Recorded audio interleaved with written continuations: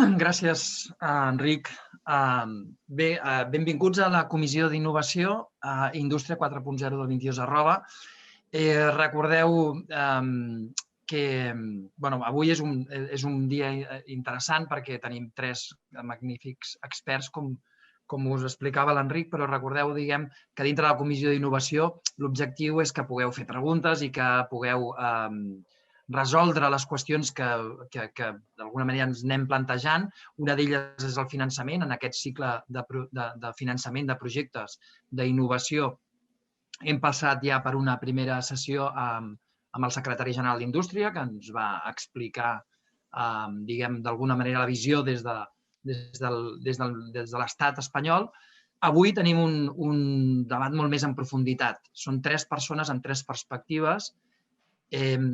M'agradaria que us sentíssiu molt lliures i molt còmodes de fer totes les preguntes i qüestions que es puguin resoldre, perquè no sé si totes les podrem resoldre, hi ha algunes incògnites encara. 3 perspectives molt diferents. Ja els ha presentat l'Enric, són 3 persones que conec molt bé, que són molt bons companys, molt bons professionals en diferents àrees. La Berta des de la Cambra de Comerç de Barcelona, l'Albert com a expert de la Comissió Europea, i el Joaquim, d'alguna manera, amb aquesta visió més tècnica d'advocats, que ens parlarà també de la implementació d'aquest famós Real Decret 36 del 30 de desembre, si no recordo malament, de 2020, que d'alguna manera ens donen els 3 elements fonamentals. Un és el marc europeu, perquè ja m'heu escoltat moltes vegades, el nostre plantejament és el marc europeu de finançament plurianual fins a 2027 i que s'allarga fins a 2030 l'execució, ens l'explicarà l'Albert, que és la seva visió des d'Europa. La Berta ens explicarà la part des del punt de vista de la cambra i de com utilitzar aquests fons per realment fer projectes d'innovació i d'impacte. I finalment el Joaquim, quan acabi, explicarà detalls més tècnics. Són 10 minuts de presentació de cadascun d'ells. Començarà l'Albert, com ha dit l'Enric, després la Berta, després el Joaquim, i mentrestant podeu fer preguntes i quan acabin aquestes 3 exposicions farem una ronda de debat de les qüestions que heu plantejat i acabarem a 2:15, com sabeu, puntualment, cada comissió d'innovació. Res més, animar-vos a que pregunteu, a tenir una ocasió única, els 3 tenen una perspectiva fantàstica. Per tant, Albert, encantat que estiguis aquí. Comença quan vulguis. Gràcies. Gràcies, Toni. Moltes gràcies. Primer de tot, moltes gràcies per convidar-me. Intentaré fer breu. És que és molt difícil, abans comentàvem que s'ha de retallar moltes diapos per poder fer aquesta presentació en 10 minuts, però intentaré fer una breu presentació en 10 minuts i donar el que a mi em sembla que són els missatges claus des d'aquesta perspectiva més des de Brussel·les.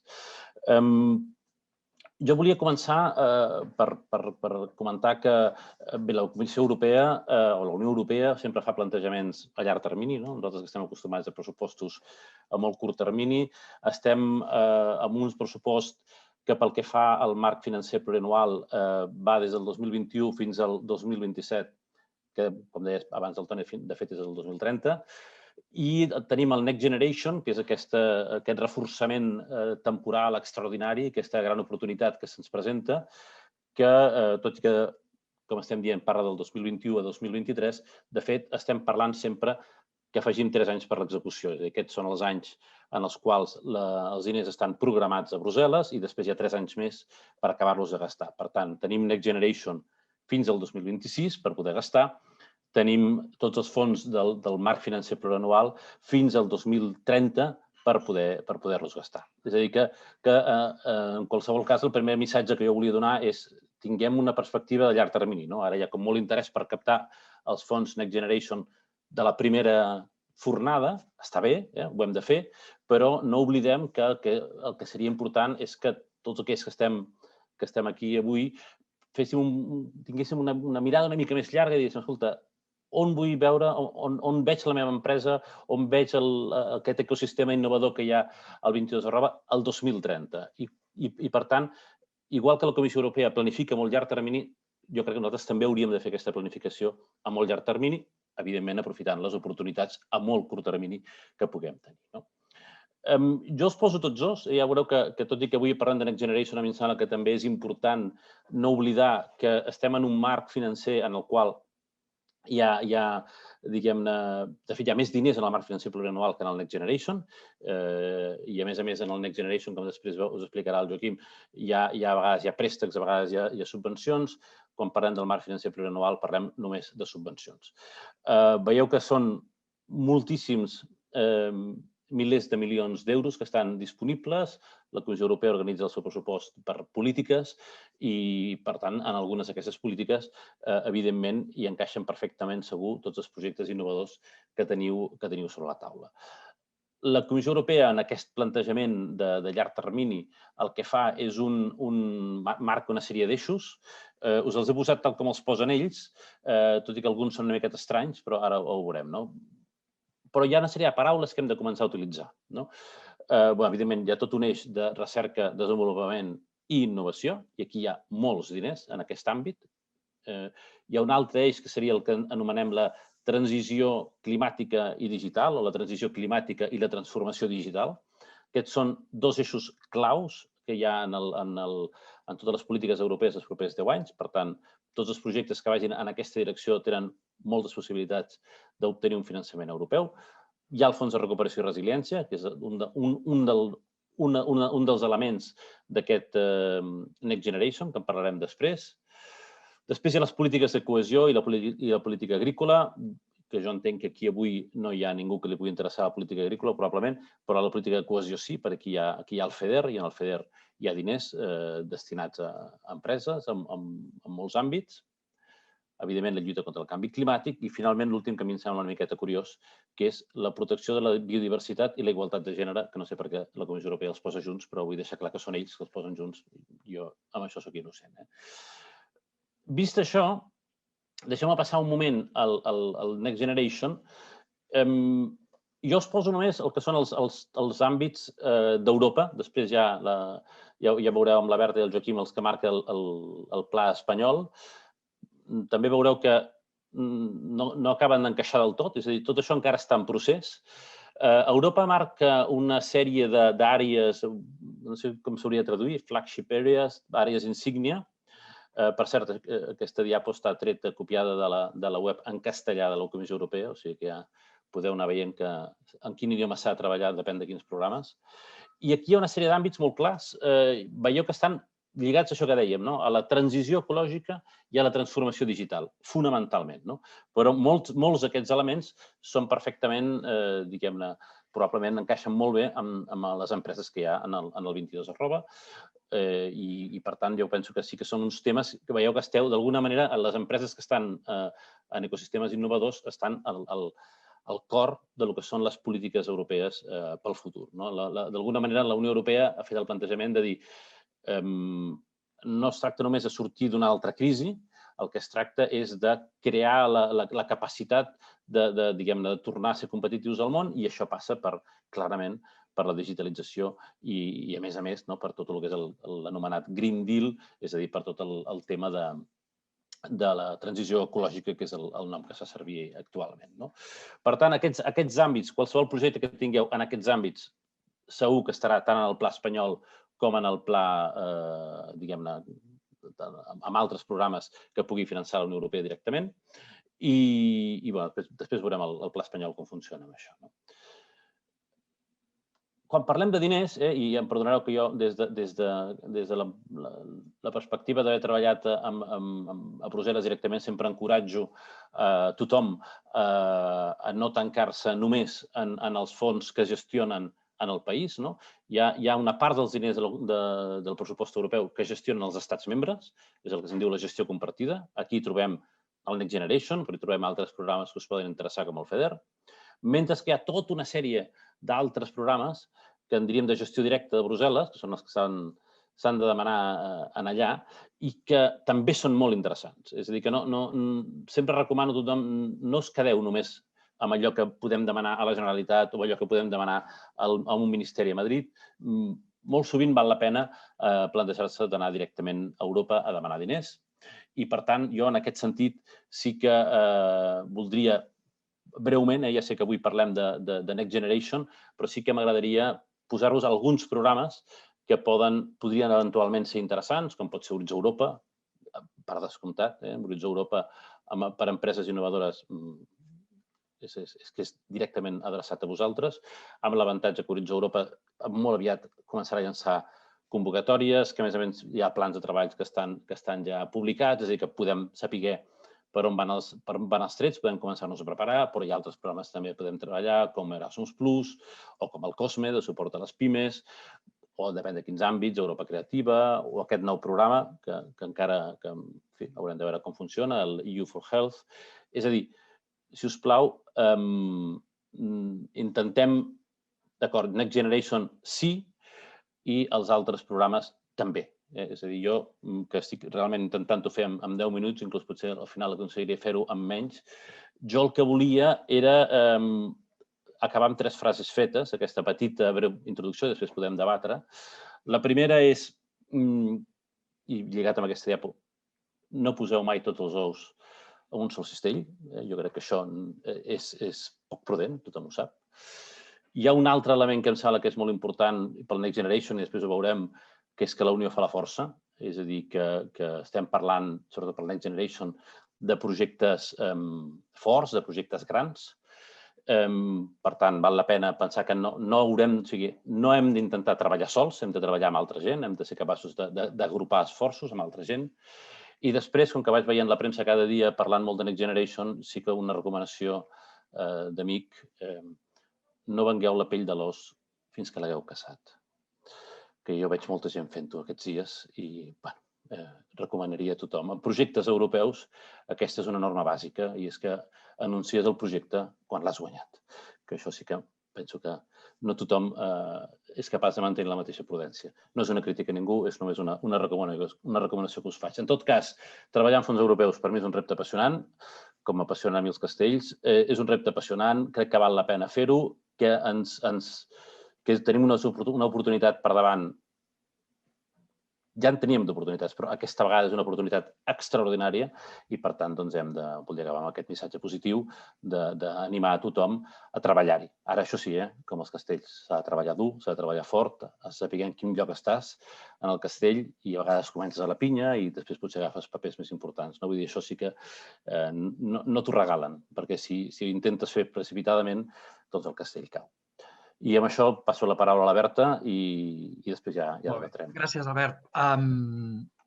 Berta, un cop ha explicat l'Albert el tema més des d'Europa, passem, quan dissenyàvem una mica aquest webinar, dèiem la visió de la cambra és fonamental perquè des del primer moment s'ha apostat, diguem, per als Next Generation. Llavors, l'Albert ens explicarà això. Us recordo que a preguntes i respostes podeu anar deixant les vostres preguntes i que anem més o menys bé de temps, ajustem a 10 minuts, engego la càmera quan estigui a punt de complir-se el temps. Berta, gràcies. Perfecte. Molt bé, gràcies, Toni. Veieu bé la presentació, entenc, que ja l'he compartida? Perfecte. Molt bé. Doncs bé, jo el que us explicaré, en primer lloc, evidentment, bon dia a totes i tots.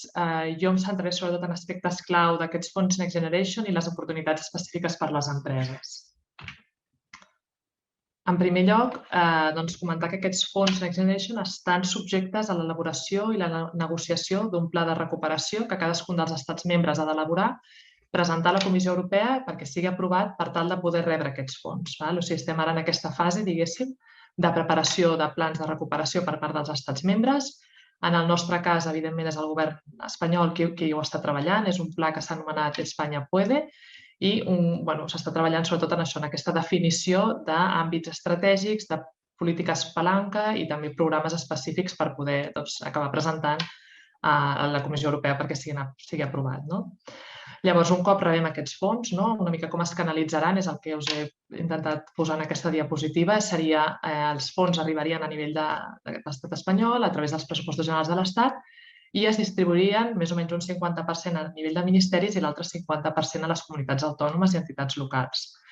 És a dir, que els òrgans, diguéssim que properament, de cara als propers mesos, començaran a treure convocatòries d'ajuts, serien d'una banda els ministeris, per exemple, a través dels diferents ministeris que hi ha llistats, però també de les agències amb qui normalment ja treballen a nivell de gestió d'ajuts europeus, com per exemple a nivell de transició digital seria Red.es, a nivell de transició ecològica l'IDAE o la Fundació Biodiversitat, a nivell més d'emprenedoria ENISA i per temes de ciència i innovació el CDTI. I d'altra banda, també una part d'aquests fons es gestionaran directament a través de comunitats autònomes i entitats locals, tot i que encara tot està molt per definir, realment encara no sabem ben bé com serà, com acabaran sent aquestes convocatòries, però d'entrada el marc seria aquest, el marc general, i també comentar que hi ha una part de fons, diguéssim, que són els REACT-EU, que són sobretot fons FEDE i Fons Social Europeu, que ja s'estima que aquest any 2021 arribi a nivell de Catalunya uns 1.700 milions d'euros, que seria un 17% del total del pressupost assignat. A nivell de calendari, important, ara mateix estem en aquesta fase, entre gener i març de 2021, que s'està començant a treballar en aquests programes operatius a nivell de comunitats autònomes. També els diferents ministeris han començat a obrir el que han anomenat manifestacions d'interès, on les empreses poden presentar els seus projectes. N'han anat sortint diferents, no hi ha un calendari previst, això van sortint i més o menys que estan obertes un mes o 3 setmanes, però n'han hagut algunes relacionades amb l'economia circular, amb connectivitat i 5G, amb indústria i sostenibilitat, també amb reptes demogràfics. I això és una mica una idea novedosa, d'alguna manera, que ha tret aquests ministeris per poder copsar quines són les necessitats del teixit empresarial. O sigui, en aquest sentit, presentar un projecte en una manifestació d'interès no et dona ni et treu drets de cara a la futura convocatòria, però jo personalment sí que crec que serveix una mica com d'entrenament per veure què ens demanarà la convocatòria futura perquè les empreses comencin ja a preparar els seus projectes. Aquí també hi hauria, diguéssim, aquesta nova figura de PERTEs, aquests projectes estratègics per a la recuperació i transformació econòmica, que encara no n'hi ha cap que estigui aprovat, però sí que la idea és que se n'aprovin entre 3 i 5 de manera anual i seran aquests grans projectes tractors de país que tindran un impacte molt elevat en tota la cadena de valor. Una altra fita important és l'abril de 2021, que és quan tots els estats membres han de presentar la data màxim, a 30 d'abril, han de presentar el seu pla de recuperació i després s'estima un parell de mesos perquè s'aprovi per part de la Comissió Europea i llavors podem preveure que les convocatòries comencin a obrir a partir de juny. Això seria una data molt optimista, diguem-ho així, però seria en principi a partir de juny i estaran obertes fins a desembre de 2023. És a dir, tenim de 2021 a 2023 perquè s'obrin les convocatòries, per fer aquestes sol·licituds d'ajudes i, com ha comentat ja l'Albert, fins 2026 per executar-les. I un altre punt interessant a nivell de normativa europea és que es permet que els projectes hagin iniciat a partir de l'1 de febrer de 2020, és a dir, a partir del moment en què la pandèmia, diguéssim, va arribar, va començar a tenir un impacte més gran en tots nosaltres i en la nostra economia. De totes maneres, aquí sí que també m'agradaria dir que també serà prudent, diguéssim, veure la convocatòria quan surti per veure que aquest criteri es segueix mantenint a les bases de la convocatòria. A nivell de despeses elegibles, és important remarcar que només es finançaran inversions, és a dir, despeses no recurrents. Aquí no es tracta de finançar els plans de negoci de les empreses, sinó de realment finançar inversions en capital humà, en capital fix o capital natural, que tinguin un impacte a llarg termini sobre l'economia, a nivell social també, sobre la sostenibilitat, la competitivitat i sobretot l'ocupació, que aquests projectes acabin creant nous llocs de treball. I com arribaran els fons a les empreses? Es preveuen 3 grans tipologies de mecanismes per accedir als fons europeus. D'una banda, trobaríem tot el que són licitacions, convenis, compra pública innovadora.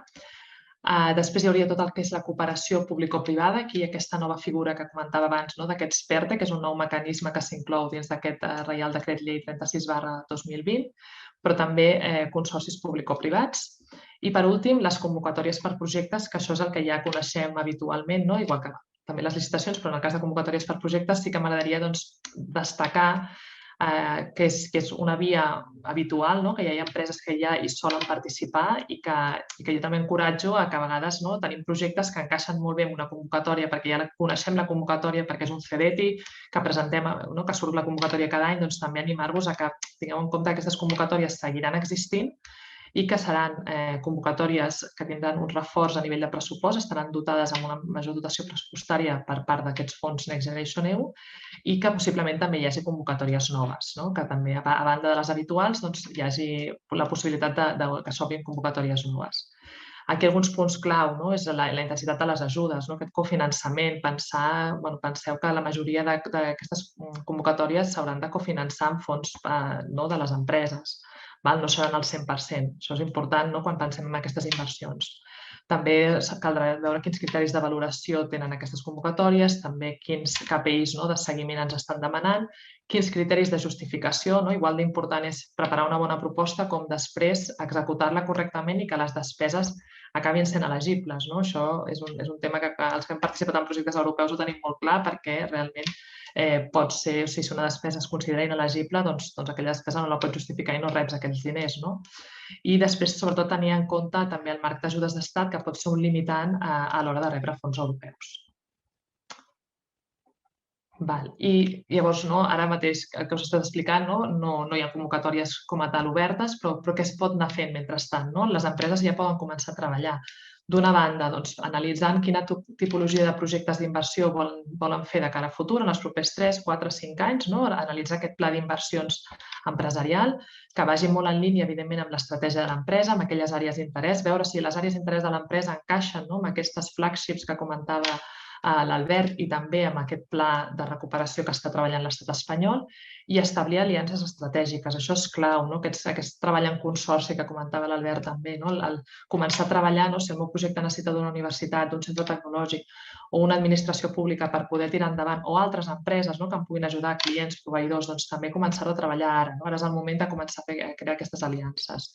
També, evidentment, anticipar-se, planificar i organitzar capacitats internes i a nivell de projectes jo destacaria dues possibles vies que poden ser complementàries. O sigui, pots treballar bé en projectes en consorci, quan en aquest cas són projectes amb diverses empreses, amb altres entitats o altres centres tecnològics, universitats, etc. Aquí cal establir un lideratge clar perquè hi hagi una empresa que traccioni tot aquest projecte i que arrossegui la resta, que vulgui liderar aquesta proposta. Cal assegurar, evidentment, el compromís dels socis amb aquest cofinançament, perquè caldrà que tots els socis tinguin molt clar que caldrà cofinançar les inversions.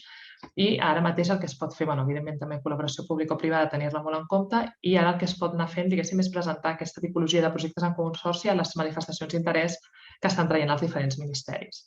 A nivell de projectes individuals, sobretot tenir en compte que cal que siguin projectes viables i innovadors, aquest focus que també deia l'Albert, digitalització i transició ecològica, estar molt atents a convocatòries quan vagin sortint, preparar bones propostes, evidentment, com a recomanació, perquè la competència serà molt alta, i també l'experiència en justificació i gestió de fons europeus aquí serà molt important. També, si no es compta amb personal intern, comptar amb experts externs que ens puguin ajudar. També aquells indicadors, una mica els que he anat comentant, sobretot tenir molt en compte en aquests projectes l'impacte en tota la cadena de valor, l'impacte en la creació de llocs de treball, del mercat, la societat, l'economia.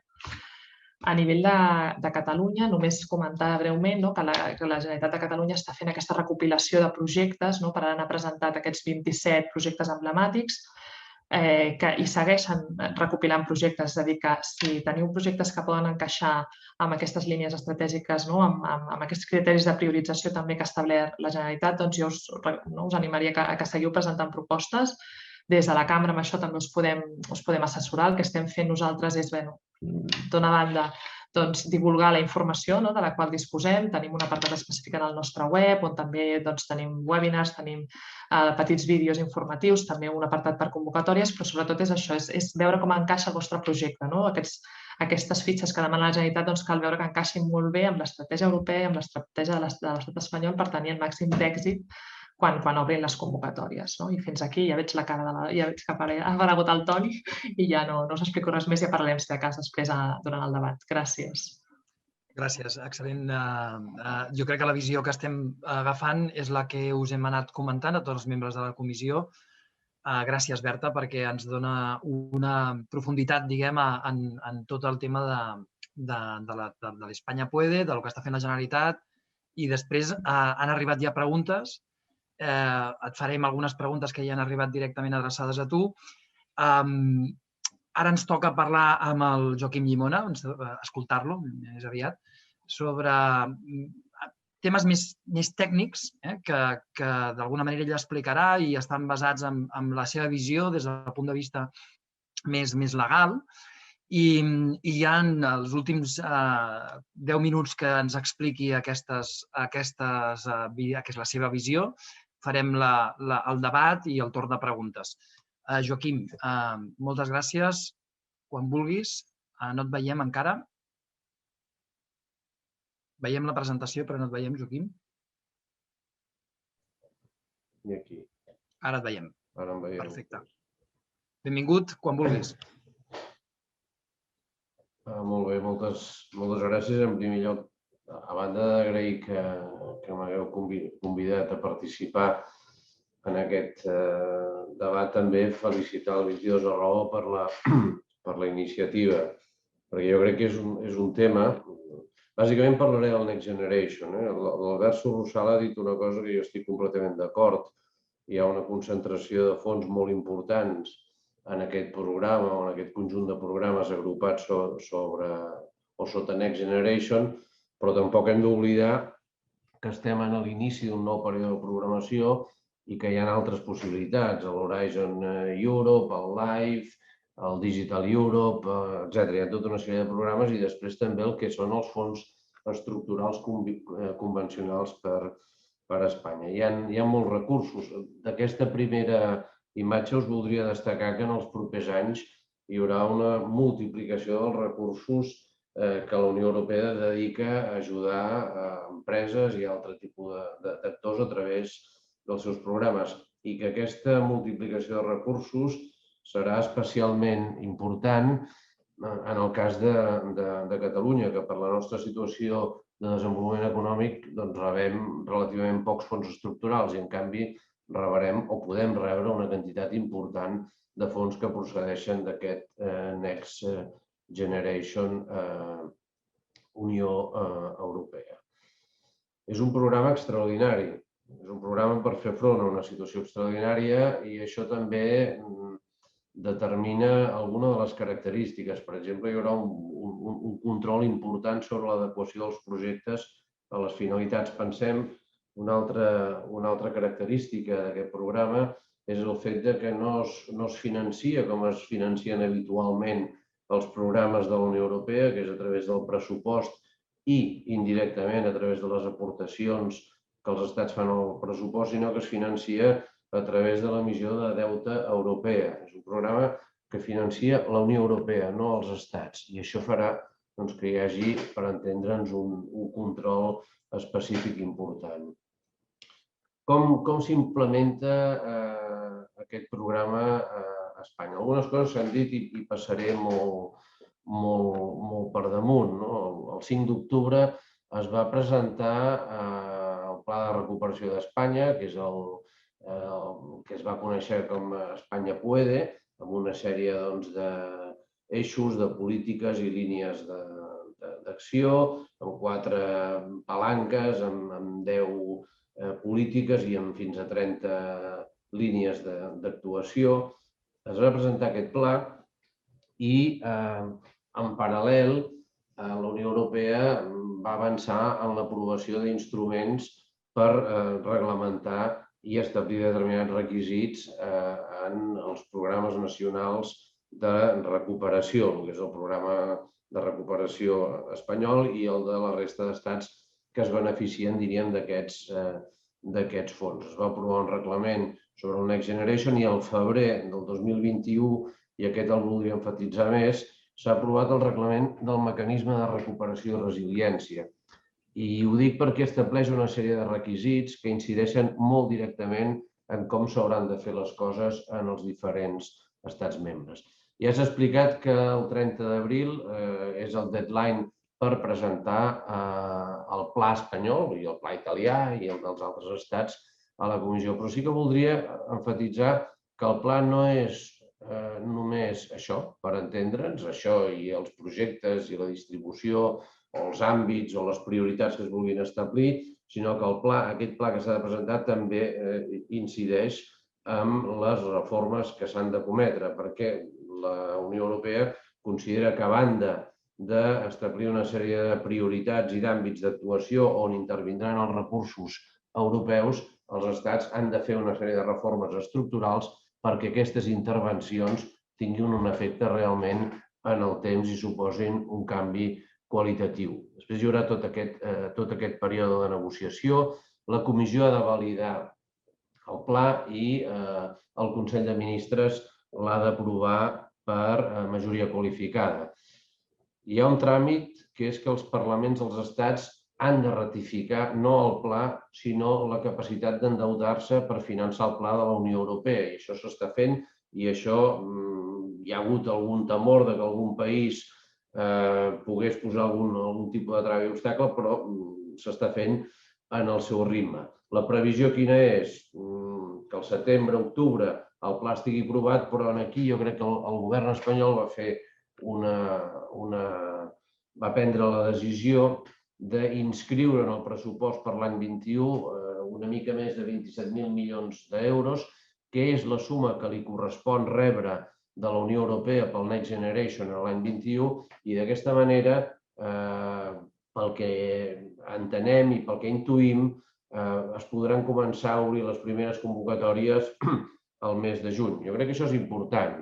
Ens deia l'Albert Sorrossal que quan parles de quant has de gastar els diners, has de planificar la despesa i te'ls pots gastar fins a 3 anys més tard.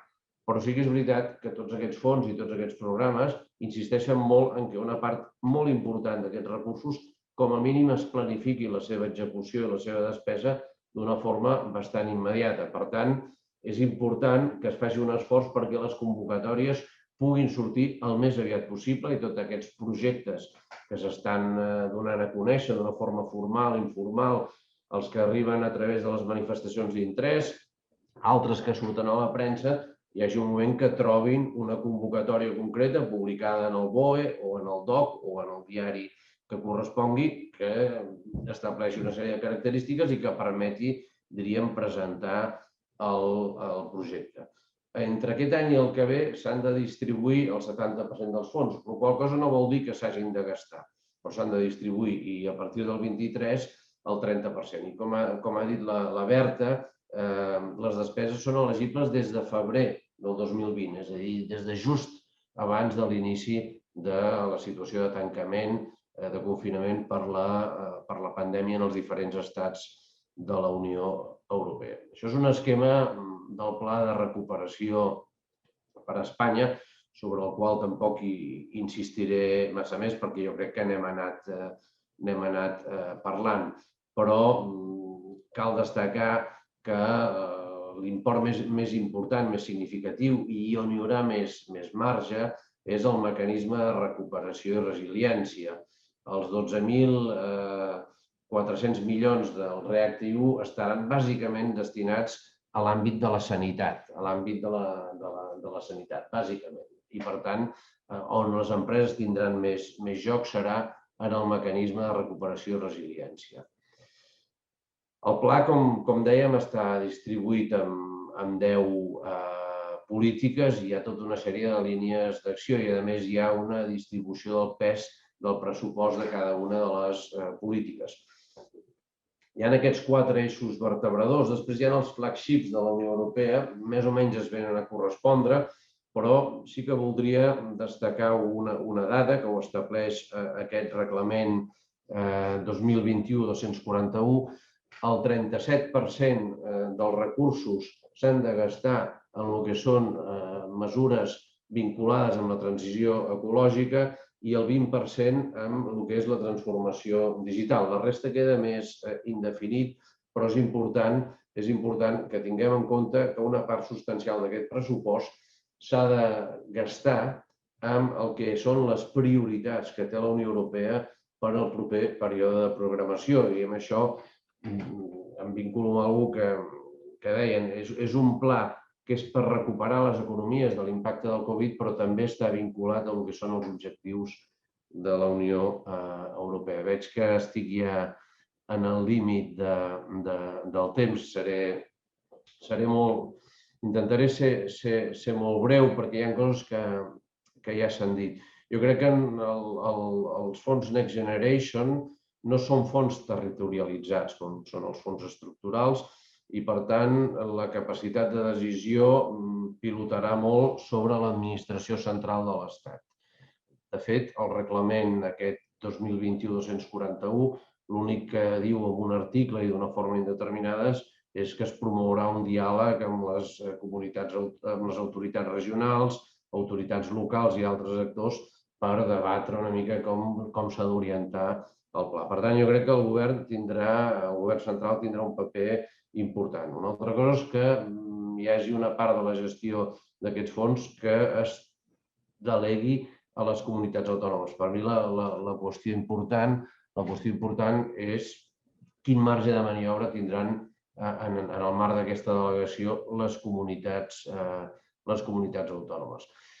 Del Reial Decret Llei destacar que sobretot el que fa és garantint la seguretat jurídica que té que presidir la despesa pública, perquè no oblidem que són fons públics, que es posen a disposició però són fons públics, doncs establir una sèrie de mesures per agilitzar el procediment, perquè el repte és majúscul.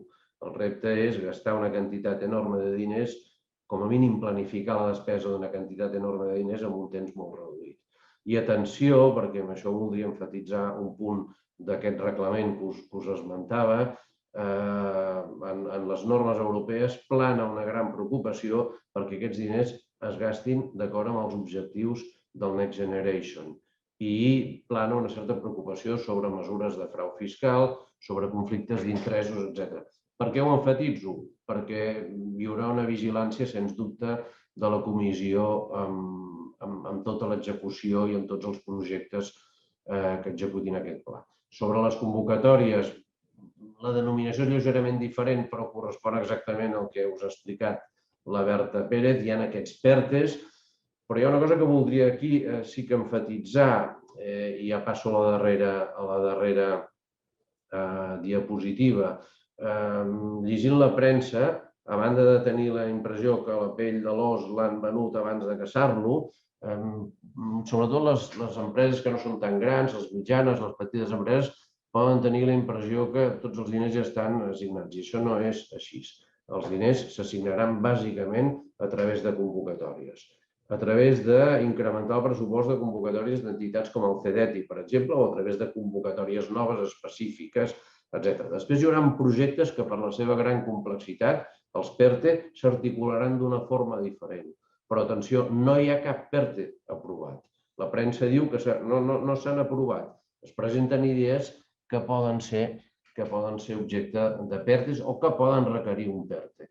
Les convocatòries es començaran a obrir a partir del mes de juny i el percentatge de cofinançament, pel que jo sé, serà molt variable. Pot anar des d'un percentatge realment petit per grans projectes fins a arribar fins i tot a cofinançar el 100% de projectes en el cas de petites empreses.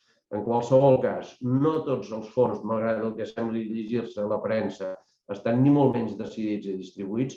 És una oportunitat única i excepcional per la quantitat de diners i perquè vincula a objectius que permeten realment donar un salt endavant amb la modernització de les empreses, de la recerca, del teixit universitari del país i, per tant, val la pena ser-hi i val la pena aprofitar aquests mesos fins que comencin a sortir la convocatòria, com explicava la Berta, per anar ideant els projectes, per anar-los concebint i perquè després, quan arribin les convocatòries, que ja us dic, totes es tramitaran amb urgència, tinguem la capacitat de reaccionar i presentar projectes. Disculpa a l'organitzador perquè m'he passat un parell o tres de minuts. Cap problema, Joaquim. Us agraeixo als tres que hàgiu respectat molt els temps, perquè són molts temes, és molt tècnic tot, però ho heu fet extraordinàriament bé i anem bastant bé de temps. Bé, jo destacaria en tot el que heu comentat aquesta oportunitat única que deia el Joaquim, aquesta oportunitat única per canviar l'economia que hem de saber aprofitar i hem de ser-hi.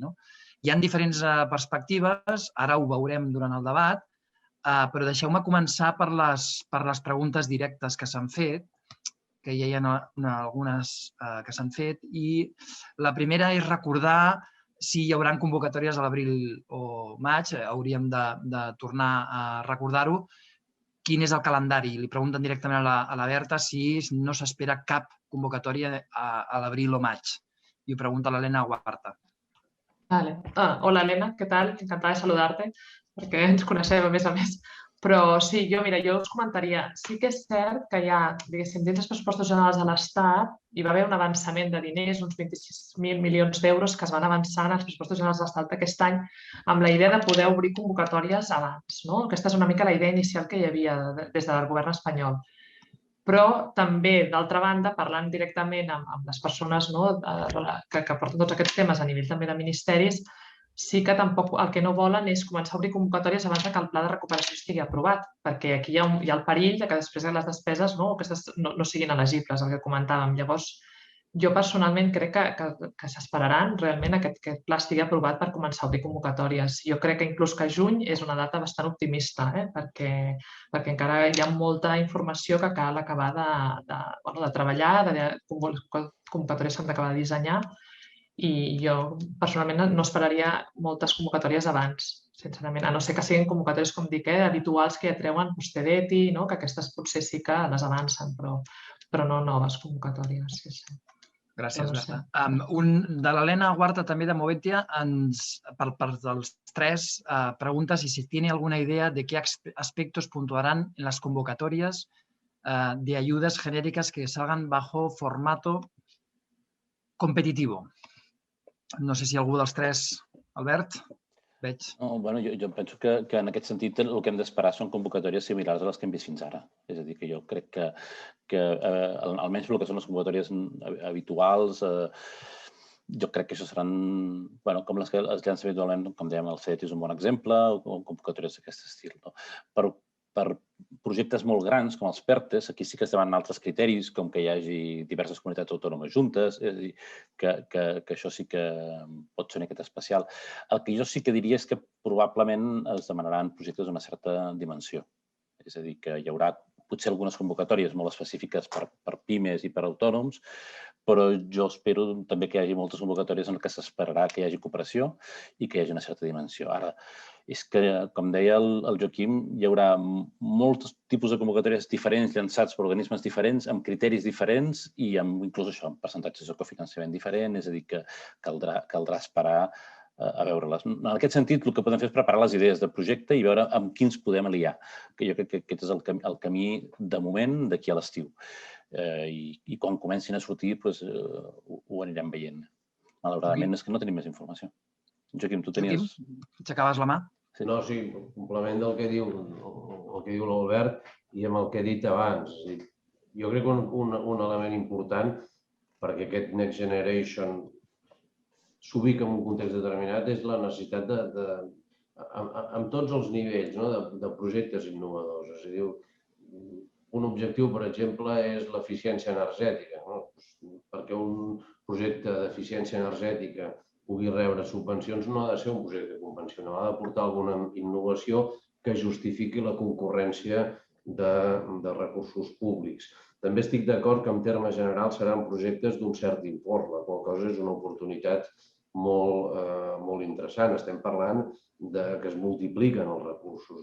I després, jo diríem, en paral·lel a analitzar el que passarà amb les convocatòries, jo estaria molt atent quan es posin en marxa els Horizons, quan es posin en marxa el Digital Europe, etc., que tenen una altra dinàmica, però que també, vull dir que no només tenim el Next Generation i el 22@, que teniu empreses que són molt dinàmiques i molt innovadores, se'ls obren una sèrie de finestres d'oportunitat. El que passa que aquesta és extraordinàriament ben dotada en relació a el que habitualment rep Catalunya. És una cosa ràpida? I tant. Jo crec que un altre element fonamental és el grau de maduresa. Grau de maduresa. És a dir, si ens estan dient que s'accepten despeses des de febrer 2020, és a dir, projectes que ja estiguin en marxa i que no estiguin rebent finançament europeu, podrien rebre un finançament extraordinari. I jo penso que això és molt important. És a dir, que qui tingui projectes que estan en marxa i que no estiguin tancats al moment de la convocatòria, que aquestes són les dues claus, poden tenir moltíssimes més possibilitats perquè hi ha voluntat de gastar de pressa. Això és evident. Això no vol dir que si tenim un projecte completament nou no el puguem presentar, però sí que s'està veient, per exemple, en les manifestacions d'interès dels ministeris, estan preguntant quin és el grau de maduresa del projecte, quin punt està. Jo penso que això és un altre element important a tenir en compte a l'hora de triar.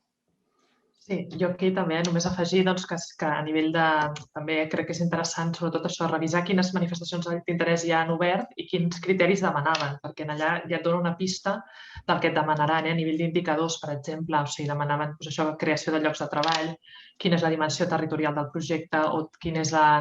També que siguin projectes tractors que arrosseguin inversions o projectes que puguin escalar, que puguin accelerar també aquesta transformació digital o la transició ecològica.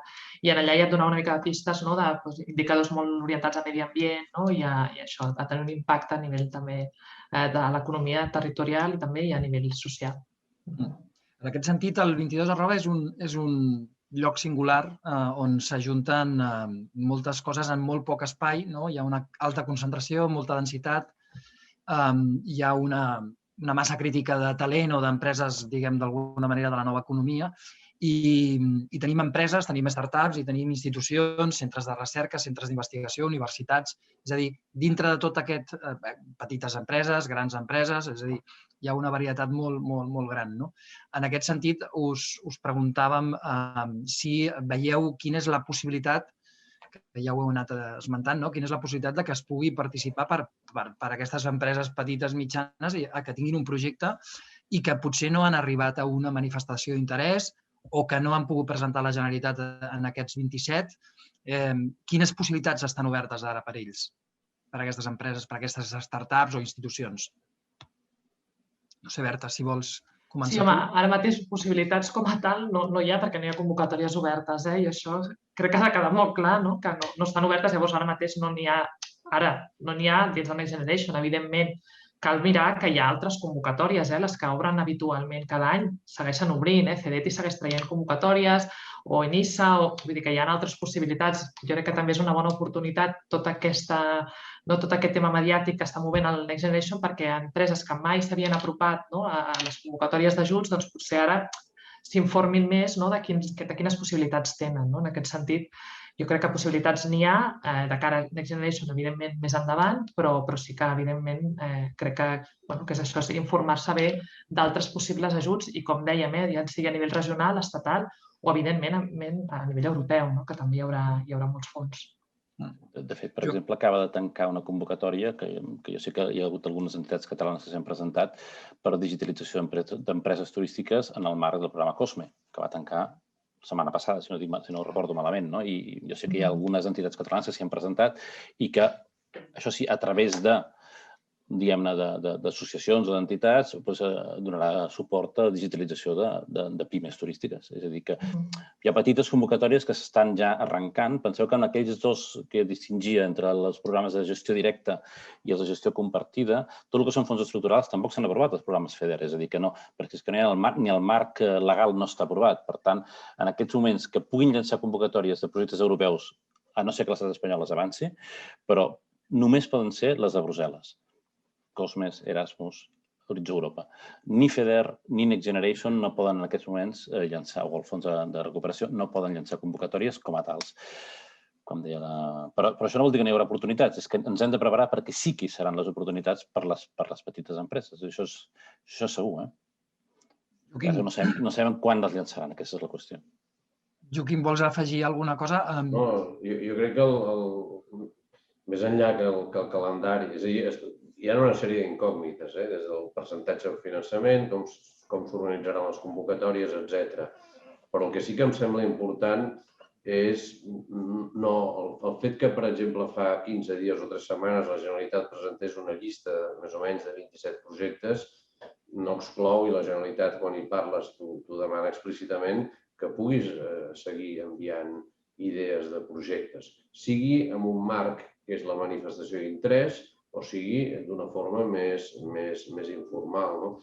Jo crec que això és molt important, que les empreses que tinguin idees, primera perquè és necessari madurar-les, perquè també estic convençut que les convocatòries seran molt ràpides, amb terminis molt curts, etc.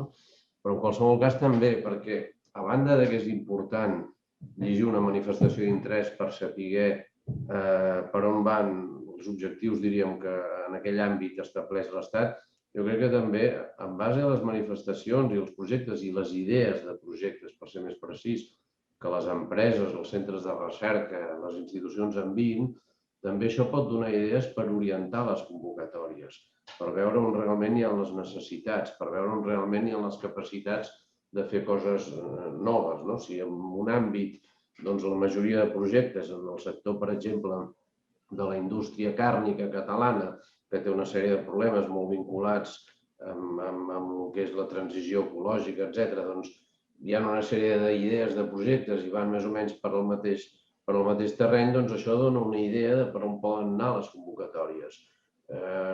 Res vincula res, ens ho ha dit la Berta, el fet d'estar en una manifestació d'interès no et dona cap dret, no te'n treu cap, i no estar-hi exactament al revés. Però jo crec que és bo anar madurant també perquè això donarà idees a qui haurà de fer les convocatòries. No de manera immediata, però jo insistiria, les pimes tenen totes les oportunitats i totes les necessitats que en el moment que això comenci a obrir-se tinguin un paper actiu en aquests projectes directament o enganxant-se a PERTEs o, en fi, hi haurà diverses fórmules. De fet, pregunten, insisteixen en aquesta participació de les petites i mitjanes empreses en aquests grans projectes i si és possible encara afegir-se a alguna d'aquestes manifestacions d'interès. És que les que estan tancades, estan tancades. Jo això no em preocuparia. És a dir, n'hi ha una que venç demà, per tant, que per mi és molt orientada a ajuntaments, n'hi ha una altra la setmana vinent. Escolteu, jo això no m'angoixaria. Com deia el Joaquim, l'important d'aquestes manifestacions d'interès és que Espanya està construint el seu pla concret que l'han d'aprovar a Brussel·les i l'està construint sobre la base d'escoltar allò que els actors del territori li proposen i això està molt bé. I, per tant, aquí sigui canalitzat via Generalitat, via Diputació de Barcelona o directament a Madrid, qualsevol dels canals serveix perquè es construeixi un pla i perquè aquest tipus d'idees puguin ser després incloses en el pla i, per tant, finançables més endavant. Però jo, en aquest sentit, qui no s'hagi afegit a una manifestació d'interès té totes les mateixes oportunitats que qui s'hi hagi afegit. És a dir, no hi ha cap diferència. Si veieu que hi ha algun tema concret en el que penseu que hi podeu participar i heu fet tard, però sabeu qui l'ha presentat, adreceu-vos-hi i comenceu a treballar amb aquesta gent per presentar el projecte després, perquè és que és només, insistim, una manifestació d'interès que ajudarà a preparar el pla i no és res més. O, com dèiem, Generalitat recollint idees, Diputació recollint idees, es tracta de que, d'alguna manera, és que s'han de gastar molts diners, i, per tant, calen moltes idees sobre la taula. És que no és senzill. I no totes són bones, a més. I, per tant, vol dir que hauran de reunir una sèrie de criteris que demanaran des de Brussel·les, que es demanaran les convocatòries. Jo penso que aquesta fase de recollida d'idees està sent fonamental, però no és la definitiva a l'hora d'adjudicar. De fet, la Maribel Flores, de la Plataforma Educativa, ens pregunta en aquest sentit si coneixeu, si hi ha alguna plataforma com una borsa partenariat per poder afegir-se o per cercar aquests projectes i poder col·laborar. No sé, Berta, tu si... No, com a borsa, com a tal, no. Des de Canvas sí que estem recollint idees de projectes, és a dir, si tenen una idea de projecte, ens la volen fer arribar, nosaltres en aquest sentit sí que estem fent una mica una anàlisi del que estem rebent per presentar-ho a la Generalitat com a suport institucional també, aquests projectes que estem rebent. Però una borsa com a tal jo no la conec en aquest sentit. O sigui, sí que hi ha diverses organitzacions que estan treballant en aquest sentit de recopilar idees. Segurament des de 22@ també teniu aquesta possibilitat de recopilar idees i veure després com encaixen o veure si d'aquestes idees que us han arribat a projectes en podeu fer una de més gran, si hi ha 3 o 4 temes relacionats es pot fer un projecte, es pot presentar un projecte més gran. Sí. I després volia només afegir, en línia amb això que comentava l'Albert ara, que també, o sigui, penseu que tots aquests projectes emblemàtics que ha presentat la Generalitat no està res tancat, és obert. Si creieu que el vostre projecte, el que teniu, pot encaixar, sempre esteu a temps també de presentar-vos i veure com això, perquè això és això, no hi ha cap convocatòria i aquests projectes no estan tancats. I també a nivell de PERTEs el mateix. A nivell de PERTEs, en principi, ha de sortir un registre perquè les empreses, com s'aprovin aquests PERTEs i estiguin publicats al butlletí oficial de l'Estat, s'obriran registres perquè les empreses interessades es puguin adherir a aquests PERTEs si compleixen una sèrie de requisits. Vull dir que les oportunitats per a les empreses hi seran. El que passa és això, ara mateix encara està tot molt embastat, diguem-ho així, no està res tancat. Si ho entenc bé, la seqüència seria hi ha hagut unes manifestacions d'interès, que hi havia un plantejament de projecte més o menys estructurat, més o menys madur, i ara en breu sortirà aquest registre que d'alguna manera funcionaria com a una adhesió en aquell projecte o en aquella manifestació d'interès que prèviament, en aquests mesos passats, s'han anat desenvolupant, no? Jo el que he entès és que les manifestacions d'interès serveixen per dues coses. D'una banda, hi ha alguna, que si hi havia una d'indústria i sostenibilitat, que evidentment allò clarament serà un PERTE, per dir-ho així. O sigui que elles eren projectes de més de 40 milions d'euros. Però després hi ha hagut altres manifestacions d'interès que són per fer convocatòries per diferents ministeris. És a dir, no hi haurà, és això, diuen que anualment s'aprovaran com a molt entre 3 i 5 PERTEs, que en total, en els 3 anys, màxim uns 9. Vull dir que en aquest sentit PERTEs n'hi haurà pocs perquè són aquests macroprojectes tractors. I pel que sí que s'ha dit fins ara i que està recollit en el Reial Decret Llei 36/2020 és que hi haurà un registre oficial un cop el PERTE estigui, diguéssim, aprovat, quan es decideixi quins PERTEs seran els que es finançaran aquest any, que potser seran 3, sortiran publicats i després hi haurà aquest registre que s'obrirà per a empreses. Jo havia entès que aquest registre estaria obert cap a finals de març. Això és la notícia que jo tenia, però no sé, no ho veig molt clar, perquè crec que hi ha un pas previ que és l'aprovació dels PERTEs. Llavors, si això no passa en els propers dies, difícilment podran obrir aquest registre per a empreses. Però aquesta hauria de ser la seqüència, en principi. Joaquim, tu que coneixes bé el Reial Decret, no et sentim, ara. Perdona'm, sobre els PERTEs, vols dir? Bueno, el Reial Decret 36 em referia del 30 de desembre i sí, el que està comentant la Berta. A veure, els PERTEs els aprovarà el Consell de Ministres. Abans d'ahir, per exemple, un projecte que és molt important i específicament per Catalunya, que és el de, diríem, la mobilitat elèctrica a través de SEAT i de tota una sèrie s'anunciava que seria un PERTE. Jo no ho sé si serà un PERTE. Estic d'acord, PERTEs n'hi haurà 3 o 4, no n'hi haurà més.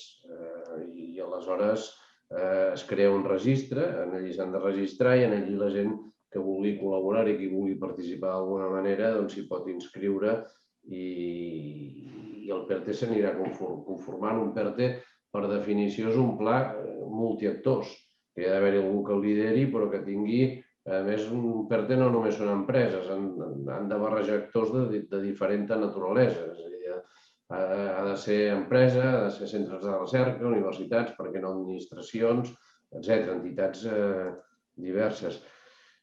Hi ha aspectes, i avui, si no em falla la memòria, és 11 de març. Hi ha aspectes que 11 de març encara són grans incògnites. I hi ha qüestions que encara no han quedat resoltes. I tot això s'haurà de posar en marxa amb una gran velocitat. Albert, respecte a aquestes incògnites, que sí que tenim diferents punts de vista entre els 4, diguem, com les veus? El Joaquim feia una última slide que explicava molt bé preguntes, qüestions que es fan les empreses i que ens fem tots. Quina és la teva percepció sobre l'assumpte? A veure, jo crec que d'alguna manera s'ha creat una gran expectació i haurem de veure després com això es tradueix. Pel que fa a terminis, per exemple, la meva expectativa és que difícilment arribaran diners dintre aquest any a ningú. Pot arribar un primer avançament, però no ens donarà temps de gastar-los. És a dir, la meva opinió personal, jo tendeixo a ser més aviat prudent. A no ser que el govern espanyol es llenci a la piscina, com deia la Berta, jo penso que en fi, en el millor dels casos, aquest any s'aprovaran projectes, alguns projectes. Jo crec que és la idea. I sí que és veritat que s'ha parlat que es farà un pagament a compte al començament, però si arriben diners al novembre. Per tant, estem parlant d'idees de projecte que s'han de poder llançar, o sigui, que el projecte en si o ja està arrencat o estem parlant de que realment podrem gastar durant l'any vinent, durant l'any 2022. I, en fi, altres temes, com deia el Joaquim, del percentatge de cofinançament. Home, si jo fos l'Estat, intentaria que fos elevadet, diguem-ne, més aviat, perquè, esclar, el que es tracta és de gastar de pressa. Per tant, penseu també que, a veure, si el fons de recuperació són 60.000 milions d'euros, a base de projectes d'1 milió d'euros, són 60.000 projectes. Jo no sé si algú es pot imaginar el que costa gestionar, controlar, monitoritzar 60.000 projectes. En aquests moments no hi ha cap estructura a l'estat espanyol capaç de monitoritzar 60.000 projectes. des d'ara, tot i que el Reial Decret marca que es contractarà gent i que es reforçaran els equips, el que vulguis, com dimonis monetitzaran 60.000 projectes. Per tant, hem de preveure que hi haurà projectes molt grans, que hi haurà altres convocatòries més petites i hi ha grans incògnites sobre la governança. Quan es parla que les comunitats autònomes gestionaran, això com es traduirà? Podran llançar convocatòries, tindran capacitat de decisió, no la tindran, o presentaran projectes que s'aprovaran a Madrid i llavors els gestionaran ells, el mateix pels ajuntaments o per les diputacions, les empreses. És a dir, jo crec que encara hem de seguir atents, però no hi ha resposta per mi. No sé, potser alguna pregunta que he ficat ara, el Joaquim dona la resposta, però vull dir que jo no veig... El decret no dona resposta a tot per descomptat i haurem de seguir atents a el que vagi passant. És evident que ha donat moltes converses, això, no? I ara el Joaquim volia afegir. Però per acabar, la clau està a Madrid en aquests moments. Tinguem clar, qui ho decidirà serà el govern central a Madrid. Una cosa molt breu i una mostra d'aquesta complexitat dels 60 o 6.000 o 3.000 o els que siguin, no? És a dir, l'esborrany i fins i tot queda en l'exposició de motius del Real Decret Llei 36/2020 es parla d'una finestreta única i la realitat és que cada ministeri tindrà la seva pròpia finestreta. Hi ha aspectes curiosos en un Real Decret. En fi, jo soc jurista i aleshores hi ha tot un lloc que et ve a dir que les unitats podran contractar més gent de forma extraordinària. O sigui, és un Real Decret que estableix grans coses com el PERTE i després, diríem, intenta resoldre microproblemes, que és incrementar els equips per poder gestionar tot això. Però jo estic d'acord amb el que deia l'Albert. També és veritat que hi ha entitats que tenen una certa tradició de convocatòries, com el CEDETI, per exemple, i que probablement el que hi haurà és un increment de recursos i aleshores aquesta gent potser el que passaran és a una escala una mica més gran de projectes. No sé, és una incògnita, no? Però es combinaran diverses maneres per poder gastar o comprometre com a mínim aquests recursos d'una forma una mica ràpida. Sí, en l'anterior webinar que vam planir el Raül Blanco, el secretari d'Indústria, va venir també la gent de Nissa, el Jordi García Brustenga, ens va explicar que s'ampliarien aquestes línies i que inclús canviarien de fórmula. No sé si ho vam acabar de veure tots clar, però en principi algunes coses que anaven directament com a crèdit tou, es passaven a subvenció, s'ampliaven línies. Berta, no sé si tu tens alguna més informació sobre aquest tema, més detallada. No, a nivell concret d'Enissa no tinc aquesta informació. La veritat és que no. Em referia a Nissa com a exemple, però... No, només volia apuntar una cosa que deia el Joaquim ara fa un moment, amb el tema de la finestreta única, que sí que és cert que en l'esborrany de decret llei es parlava que hi hauria una finestreta única i en el decret llei com a tal ja surt que no hi haurà una finestreta única, però sí que parlant amb gent també a nivell de Moncloa ens comentaven que hi hauria una web on es recolliran totes les convocatòries. O sigui que sí que s'habilitarà una web on estaran totes les convocatòries, però evidentment per presentar proposta hauràs d'anar directament al ministeri corresponent. O sigui que sí que hi haurà, diguéssim, un espai on trobaràs tot el que s'obrirà, però la gestió s'haurà de fer directament al ministeri que pertoqui. Només volia comentar això. Molt bé. Albert, amb el tema de la participació d'empreses petites i d'alguna manera d'aquestes... Com es capil·laritzarà això a tota la indústria? Preveus algun moviment en breu, és a dir, el juny, juliol, o ja tornant al calendari, diguem? Clar, seguim amb aquestes grans incerteses. Jo soc de l'opinió que ens hem de preparar abans de l'estiu i que la major part de convocatòries començaran a sortir després. Potser en surt alguna puntualment abans, però és que inclús aquests que treballen en fons FEDER com el CEDETI, és que el programa operatiu FEDER tampoc està aprovat, és a dir, tampoc les poden llançar. Per tant, tota aquella part que explicava el Joaquim de fons de Next Generation que van a reforçar FEDER, si el FEDER no està aprovat, no podrà arrencar. Jo el que, en fi, com a missatge, jo diria, està clar que això, diguem-ne, tot tipus d'entitat, tot tipus d'empresa i tota mida tindrà oportunitat. jo crec que això és molt clar, i per tant no ens hem de descoratjar. Si soc Repsol, tindré oportunitats, i si soc una empresa de 10 treballadors, també tindré oportunitats. Per tant, he d'estar atent. I el que he de fer és començar-me a preparar. No tingueu pressa, o sigui, sin pressa però sin pauses. Hem de començar a preparar projectes, hem de començar a buscar aliances, però al final, en projectes europeus, el que és important és que allò que fas tingui a veure amb la visió, o sigui, amb allò que tu ja volies fer. És a dir, no es tracta de buscar diners per fer coses diferents, sinó buscar diners per a aquells projectes de futur que l'empresa ja tenia. És a dir, allò que sigui un projecte estratègic per l'empresa, que ho sigui avui, aquells projectes, aquelles innovacions, aquella recerca, aquelles actuacions que volíem tirar endavant i que potser l'única cosa que ens frenava o que ens feia anar més lents era la manca de diners. Són aquestes les que hem d'anar a buscar diners. El que no hem de fer és inventar projectes. Dir, ostres, hi ha diners, què podríem fer? No, estem fent això o volíem fer això i aquí anem a buscar els diners. Per tant, si intentem inventar coses estranyes, no ens en sortirem. I llavors, a partir d'aquí, sobretot aquest tema del multiactor.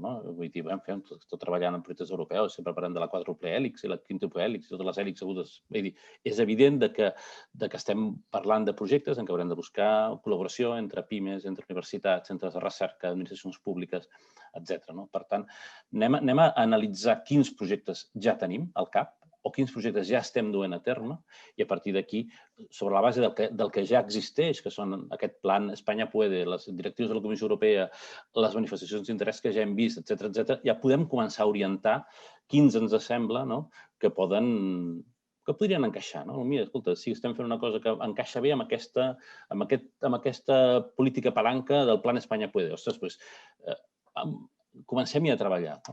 I després hi ha un altre element, perdona que m'allargui, i és que les aliances aquestes no s'improvisen, necessiten temps. I per tant, aneu a treballar amb qui ja estigueu habituats a col·laborar o, en fi, en la mesura del possible, i si no, comenceu a crear aquesta xarxa. I si no ho fem aquest any, ho farem l'any que ve. És a dir, sobretot, el pitjor que pot passar en projectes europeus és que t'aprovin un projecte improvisat amb qui no t'agrada treballar, que això també passa. Per voler córrer, acaba presentant un projecte que, de fet, tampoc era tan prioritari per nosaltres, però són diners que entren i a sobre l'estem fent amb algú que no ens entenem. Això seria terrible. Per tant, aquestes serien les meves recomanacions. Aquest és un element clau, el de que tots els projectes, o pràcticament tots, són sempre consorciats. És a dir, tens uns socis durant 3 anys, 36 mesos, aproximadament, més o menys, i te lligues aquests 36 mesos a un consorci. Aquest és un element que s'ha de tenir en compte quan estem parlant de projectes europeus. Algun altre, perquè heu parlat molt de preparar les propostes i de preparar-nos ara, què recomanaríeu? És a dir, ara al fer les manifestacions d'interès, estic d'acord amb vosaltres, ha ajudat a que s'ordenin els projectes perquè fas una concept note, un resum molt estructurat on tens una idea, uns antecedents, una mica un estat de l'art, una estructura de paquets de treball, un pressupost, un calendari. Quins elements destacaríeu que són importants per aconsellar a empreses i institucions del 22@? A més, diguem, que tinguin en compte que és un consorci, que es lliguen a uns socis. Jo diria que Albert o Joaquim. El més important ho ha dit l'Albert, que és el finançament europeu, primera que en termes generals i llevat d'excepcions molt concretes, obliga a cofinançar. Per tant, tu no reps mai el 100%, gairebé mai. Hi ha alguns casos, alguns horizons molt específics i algun programa on es rep el 100% i es parla que alguna línia del Next Generation podrà arribar a cofinançar-ho pràcticament tot. Però com que hi ha cofinançament, el més important és que quan dissenyis un projecte és un projecte que respon a una estratègia o a una necessitat de la teva empresa, de la teva entitat. Perquè t'ha de servir per poder fer un projecte més important del que tu tens la capacitat de fer per un projecte que t'interessa a tu. I després el que jo crec que és bàsic és que en el cas de Next Generation també m'agradaria escoltar la vostra opinió. No sé fins a quin punt els partenariats seran requerits. En tot cas, en la majoria de casos, si són requerits, seran partenariats nacionals, no transnacionals, perquè diríem que es planifica i s'executa a nivell dels diferents estats. En el cas dels projectes competitius, jo crec que un element bàsic és buscar adequadament els socis. La Comissió Europea està, diríem, cansada de projectes magnífics sobre el paper, però després qui els presenta no té la capacitat tècnica, financera, etc., d'executar-los. Per tant, empreses d'una certa solidesa i entitats d'una certa solidesa com el 22@, si fan un projecte transnacional amb socis de fora, han de buscar molt bé els socis. I aquí entitats com la Càmera de Comerç i altres ajuden a vegades a seleccionar socis d'una certa solvència. I després també hi ha el fet que aquest projecte, i això és una perogrullada el que diré ara, però que sigui una contribució als objectius de la convocatòria del programa. És a dir, si l'objectiu del programa és avançar en un determinat aspecte de l'economia circular i tu tens una altra idea i el vols intentar fer entrar en calçador, en termes generals no te'n sortiràs, perquè en definitiva hi ha un examen rigorós des d'aquest punt de vista.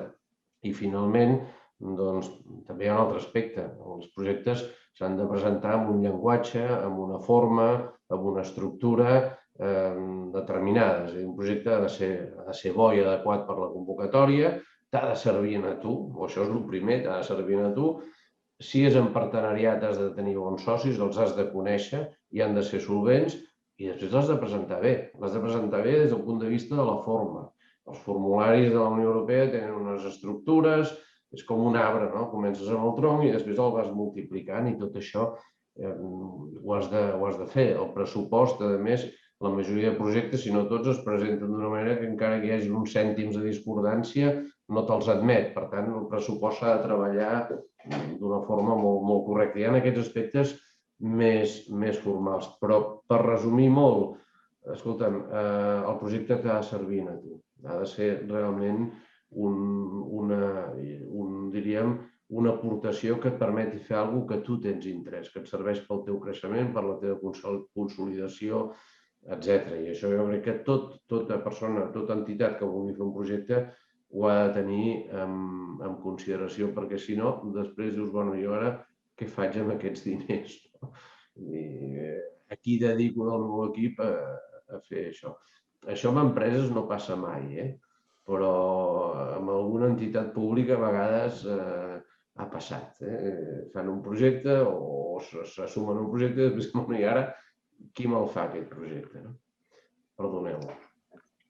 Albert? Sí, jo tinc poc a afegir perquè ho han dit gairebé tot. Jo crec que no està molt bé. Jo sí que un punt per mi important és l'experiència, sobretot quan parlem de projectes europeus. Si no has tingut mai cap experiència en un projecte europeu, no intentar liderar una proposta d'entrada, sinó d'anar de soci en un projecte i que sigui un altre que tingui més experiència qui pugui traccionar el projecte, qui pugui tirar una mica més del projecte. Llavors, en aquest temps, en aquests 3 anys de projecte, pots anar agafant aquella experiència que et falta. Un altre tema a destacar, jo crec que important, és que això és una carrera de fons. També ho deia l'Albert, vull dir, això no és una cosa d'aquest any, si no presento aquest any ja s'ha acabat, no puc fer res més. Vull dir, és important valorar també quins possibles reptes de futur tindrà l'empresa, què vull fer d'aquí 3-4 anys, perquè potser és això aquest any no presento, però presento l'any que ve perquè ja tinc aquell projecte que començava, aquella idea de projecte ja la puc madurar una mica més, tinc un any, uns mesos per endavant per anar-la treballant i ja quan veig que ja la tinc més ben treballada, llavors ja és quan estic preparat per presentar-ho amb una proposta, amb una convocatòria en concret. Després també, evidentment, els socis, crec que això és clau, trobar socis que encaixin i sobretot per mi és d'alguna manera la compenetració també entre socis, és a dir, que cadascú aporti un valor específic en el projecte i veure quin és aquest valor, aquest punt fort que jo tinc, que aporto en el projecte, que si jo no hi soc, el projecte no té sentit. I de la mateixa manera que cadascun dels socis siguin peces clau, com un puzzle, que el pots anar muntant i que realment que tu puguis posar en valor que realment la teva experiència o la teva part o la teva feina dins del projecte és essencial perquè això tiri endavant. Si això no acaba d'encaixar, doncs no anirà bé. Jo crec que no acabarà d'anar bé el projecte, que és una mica també resumint el que comentaven també l'Albert i el Joaquim. Puc afegir una cosa, Toni? I tant, Albert. Jo anava a dir que, totalment d'acord amb el que deia, jo penso que tot això el que ens porta també és que, a veure, per aquells que tingueu poca experiència en projectes europeus, el que està clar és que, com deia el Joaquim, hi ha un llenguatge específic, per dir-ho de manera específica d'estructurar projectes. En definitiva, cal que les empreses que us vulgueu presentar tingueu almenys una persona, depèn de la mida, que d'alguna manera es formi amb tot això. És a dir, que busqueu també oportunitats de formació quan hi siguin.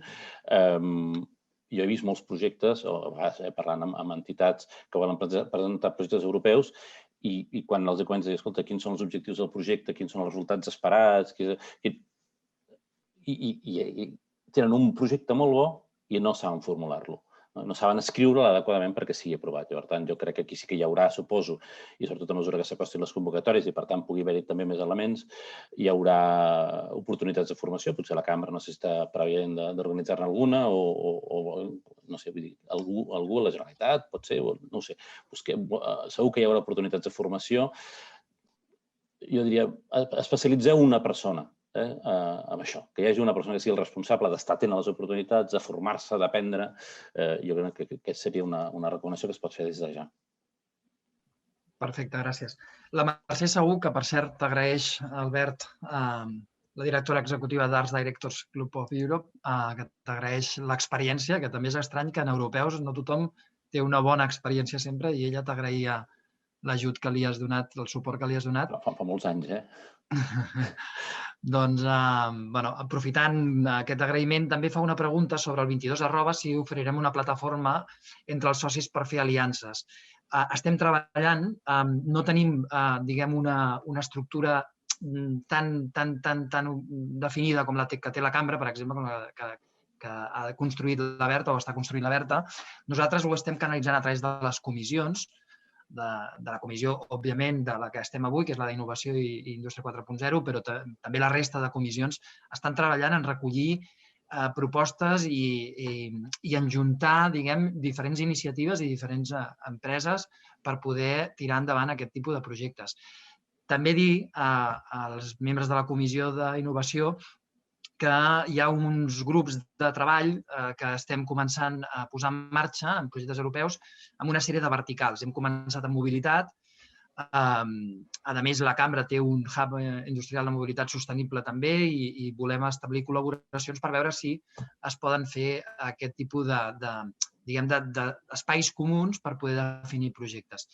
Però, Mercè, la recomanació és a través de les comissions, a través de la Comissió d'Innovació, que represento jo, però també la de talent o la d'indústries creatives, s'estan fent aquest tipus de projectes. Estem molt bé de temps, ens queden 7 minuts. M'he compromès amb tots, com sempre, a acabar puntuals. Per tant, us deixo 6 minuts. Us deixo, si voleu, una última conclusió per anar tancant el debat, les conclusions, el que vulgueu afegir, i així tanquem a 2:15 en punt. Berta, vols començar tu?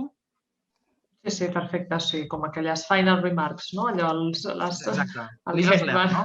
Última recomanació. Això, sí. No, jo totalment d'acord, que és una oportunitat única per transformar la nostra economia, per invertir en innovació, en talent, en recerca. Jo crec que això és una cosa que ha de quedar molt clara i jo el que sí que des d'aquí animar a totes les empreses a ser ambiciosos, que si no ho som ara no cal que ho siguem d'aquí 10 anys, és el moment ara de ser-ho, no? És el moment ara de pensar en aquests projectes transformadors a nivell d'economia, de societat, i de ser valents en aquest sentit i d'apostar per presentar aquestes propostes i començar-hi a treballar des d'allà. Sí, aquest seria la meva recomanació. Albert. Jo voldria dir que això no només va de diners. És a dir, que està molt bé, que evidentment tots volem diners, però que jo penso que la gran oportunitat que tenim al davant és també de de fer un canvi, un salt endavant important en la manera com treballem, com a empresa, com ens ubiquem al mercat, com ens posicionem, donar oportunitats a la nostra gent també. O sigui, hi ha un valor afegit en el nostre equip de treball que és molt important, el fet de treballar amb aquests projectes i aquest finançament. El fet que ens obliguin d'alguna manera a obrir-nos a altra gent, a sortir de la rutina.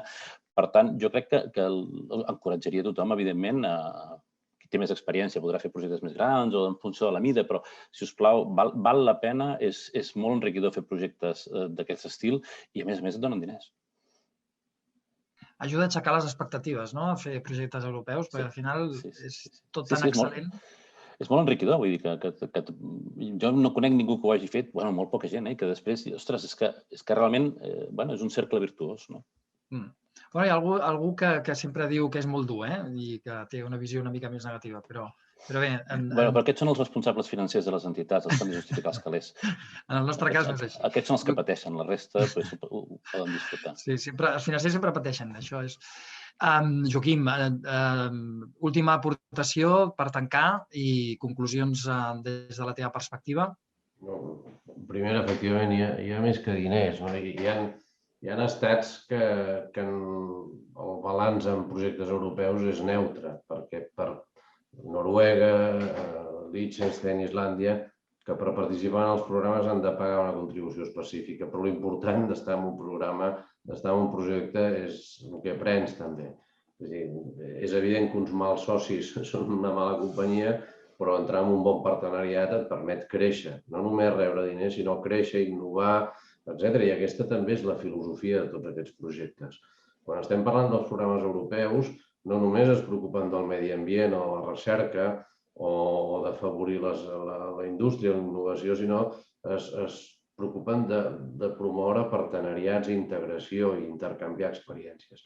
És veritat que el Next Generation bàsicament es gestionarà des d'una base dels estats, però la comissió ja està llançant missatges de que determinats projectes del Next Generation es posin en contacte amb projectes semblants que es poden fer amb altres estats també en el marc d'aquest programa per aprendre mútuament.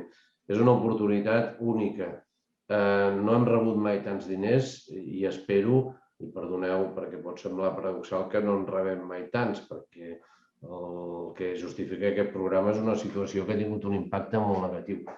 I per acabar, ara ja sí, escolta'm, felicitar, no només agrair, sinó, com he dit al principi, felicitar el 22 perquè una entitat com la vostra és molt important que sensibilitzi els seus membres sobre la necessitat d'estar atent a el que passa i de descobrir les oportunitats i de ser-hi present i de ser-hi actiu. Molt bé. Aprofitant un comentari que ha fet la Maribel Flores, objectiu de desenvolupament sostenible aliances. Fem aliances. Aquí teniu 3 magnífics professionals que agraeixo molt i hem gaudit molt de la preparació prèvia i avui podeu comptar amb ells. Són 3 persones que tenen un rigor i una manera de treballar que són fenomenals. Evidentment, la Cambra de Comerç podeu anar-hi a demanar tota la informació possible. La Berta us atendrà, o l'equip de la Berta, millor dit, us atendrà gustosament. La Berta també, segurament. La Berta també. I a més advocats, i l'Albert, òbviament, i més advocats amb el Joaquim Llimona també podeu fer.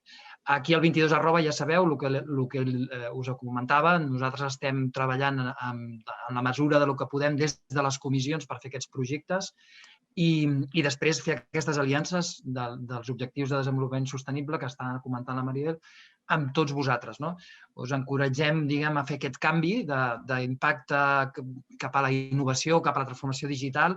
Compteu amb la Berta, amb l'Albert i amb el Joaquim i amb tot el 22 I moltes gràcies per haver assistit. Enric, no sé si vols fer una última cluenda.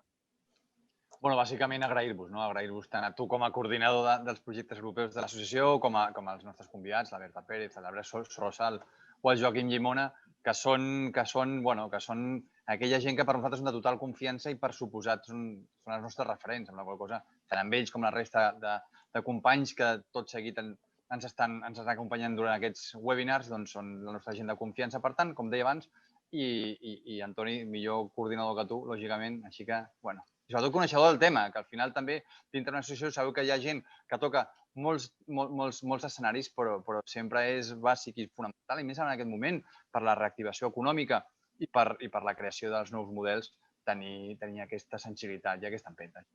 A tots vosaltres, els participants i els presentadors. Gràcies. Gràcies, Enric. Una cosa, com a coordinador, que m'he descuidat de dir, és que algunes preguntes no les hem pogut gestionar. Ens les adreceu a través de la Isabel o a mi mateix i intentarem respondre les que hagin quedat pendents. Moltes gràcies a tots, a totes, per haver participat. I gràcies als 3. Moltes gràcies. Bon dia. Bon dia. Gràcies.